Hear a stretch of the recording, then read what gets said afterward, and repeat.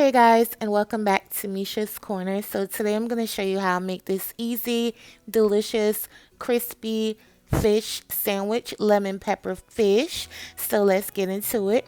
These are my ingredients right here. We will be making homemade tartar sauce as well as tomato relish, and that's my cod. I suggest using a white firm fish for this recipe. I think that's best. So now we're just going to rinse up the veggies. You already know I wash and rinse everything, child. Y'all already know how I do. So now we're gonna, like I said, I'm gonna work on the tartar sauce. So you're gonna use the whites and a little bit of the green, but just mostly the whites of the scallions to give it like a salt onion flavor. I didn't want to use regular onions. I feel like that's too much. But if you have just the white onions, just cut them really, really thinly and you'll be good to go. Or grate it. If you only have onions, just grate it and you're good to go.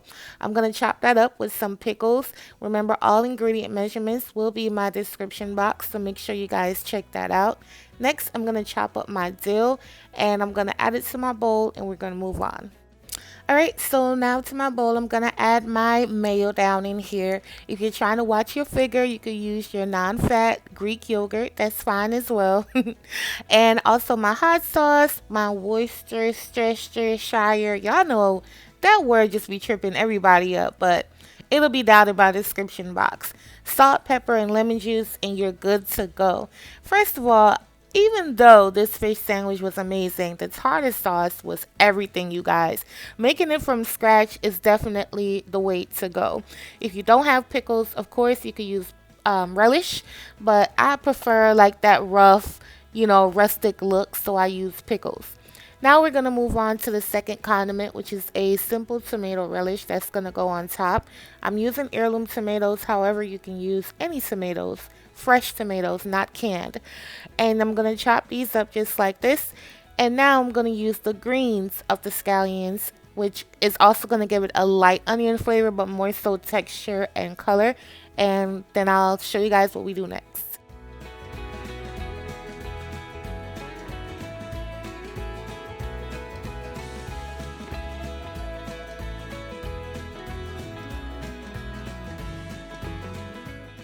Alright, so now I'm just going to add lemon juice, salt, and pepper, mix it up, and put it in the refrigerator. Make sure you put your tartar sauce in the refrigerator as well to chill while you make the fish. And the magic happens in the refrigerator, and that's all I can say. The lemon juice and the salt, it breaks down the tomatoes, and it just becomes this nice, luscious goodness. And it was just so delicious on top of the fish. So make sure you mix it up really, really well and put them both in the refrigerator while we work on the rest of the meal. Alright, so I have my cod right here. I'm going to be using lemon pepper on the fish. However, you could pretty much use anything. You can use Cajun seasoning, but I wanted lemon pepper fish. So that's why I decided to use that. And I'm using my own spice. It's lit, lemon pepper. All my spices and everything, my products will be back in stock in a few weeks. So make sure you guys look out for that. I will be going live to giving you guys, updates. And I can't wait to show you guys what I've been working on. But moving on. It's nice and beautiful and ready to go. Now we're going to make the dredging station. So first I'm going to do the flour. You're going to leave the flour plain because you already seasoned the fish. Next I have my panko breadcrumbs. I love panko because it gives it that light, crisp, texture on the outside. And I just feel like it's great.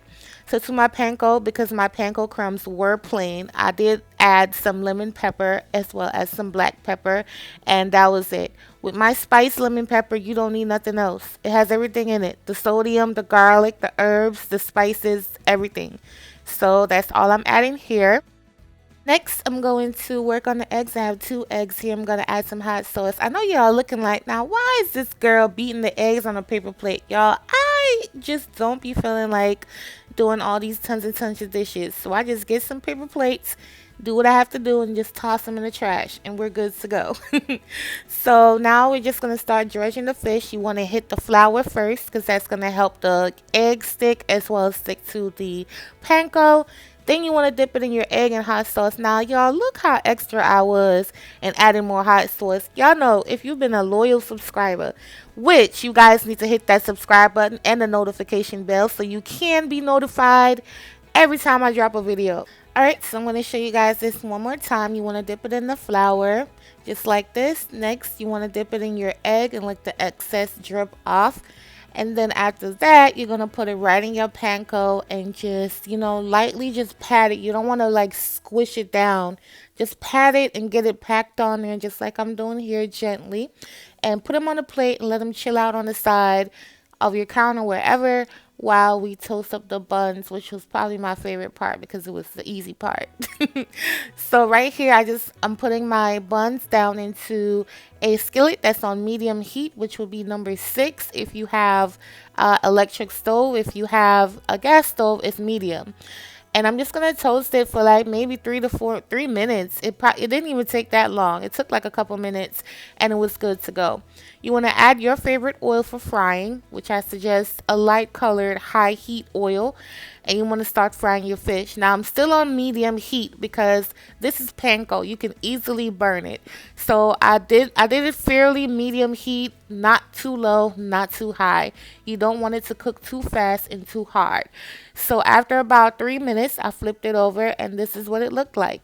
And fish in general, you guys, doesn't take a long time to cook, so don't overcook your fish. So, yep, and I'm going to show you guys what I do next.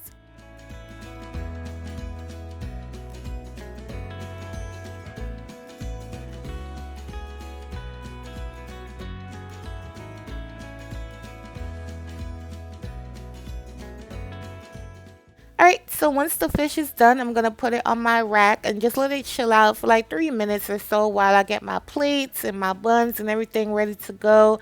And we're going to start building the sandwich, y'all. So we're going to build this sandwich and then I'll come back and let you guys know exactly what I thought about it.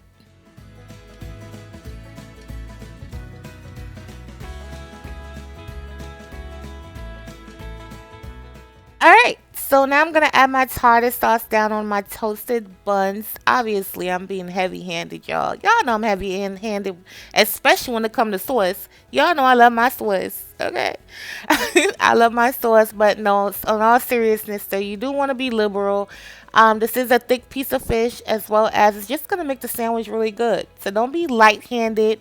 Put just enough, which I think I did, child. Oh Lord. But anyway, next I'm gonna add the fish on top. Y'all, look how thick and juicy this fish is. Like, I cannot. It's perfectly golden brown. I added the relish on top, and that's the sandwich.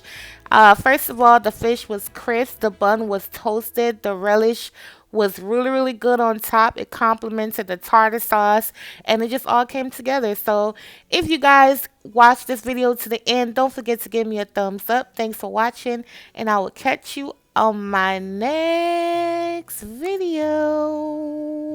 Bye, y'all.